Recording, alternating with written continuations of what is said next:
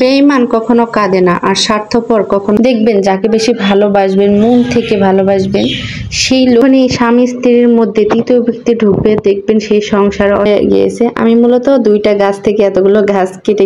বেঈমান কখনো কাঁদে না, আর স্বার্থপর কখনো স্মৃতি মনে রাখে না। কেউ যদি তোমাকে অবহেলা করে, দোষটা তার নয়, দোষটা তোমার, কারণ নিজেকে তুমি তার কাছে বেশি আশা করে ফেলেছো। হ্যালো এভরিওয়ান, আসসালামু আলাইকুম। আশা করি সবাই ভালো আছেন। আলহামদুলিল্লাহ, আমি অনেক ভালো আছি। আমরা যার কাছে বেশি আশা করব, দেখবেন সেই আপনাকে ঠকাবে বেশি আর কষ্ট দেবে বেশি। তাই আমার অভিজ্ঞতা থেকে আমার মনে হয়, ভালো তো সবাইকেই বাসবে, কিন্তু এতটা ভালোবাসা উচিত না যে ভালোবাসায় কষ্ট দেয়, এত কাঁদায়।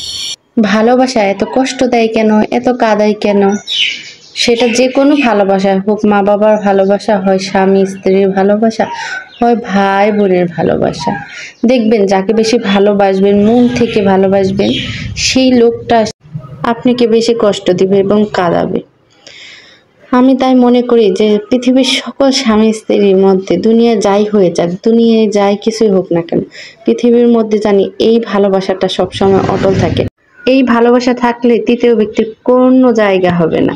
আর যখন এই স্বামী স্ত্রীর মধ্যে তৃতীয় ব্যক্তি ঢুকবে, দেখবেন সেই সংসারে অশান্তি হবে, কখনোই তারা সুখী হতে পারবে না। আলহামদুলিল্লাহ, সেই ক্ষেত্রে আমরা অনেক সুখী আছি, ভালো আছি। আল্লাহর কাছে লাখ লাখ শুকরিয়া। আমাদের ভালোবাসা জানি সবসময় এরকম থাকে। এই যে আমার বরটা প্রতিদিন এক খাবার খেতে পছন্দ করতেছে না, তাই এই যে আমার হাজবেন্ডের জন্য আমি ভর্তা করতেছি। আসলে কি, কষ্ট না করলে কখনো সফলতা অর্জন করা যায় না।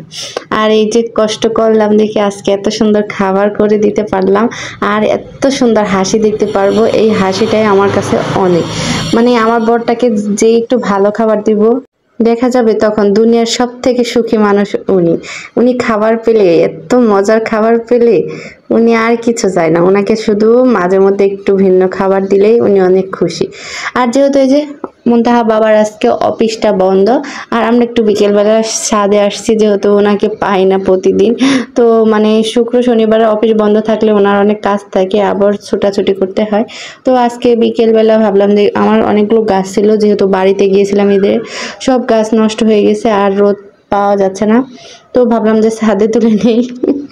আর এই যে এদিকে আপনাদের ভাইয়া ছাদে, আমরা যেহেতু দোতলায় থাকি, তিনতলার উপরে ছাদ, তো সেখানে নিয়ে আসতে হাঁপিয়ে গেছে, বলতেছে আর আমি আনতে পারবো না।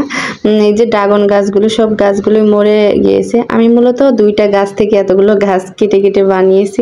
আমি ভাবতাম যে গাছ কেটে বললে হয় না, কিন্তু আলহামদুলিল্লাহ দেখেন এই গাছটা অনেকটাই বের হয়েছে। আল্লাহ হাফেজ।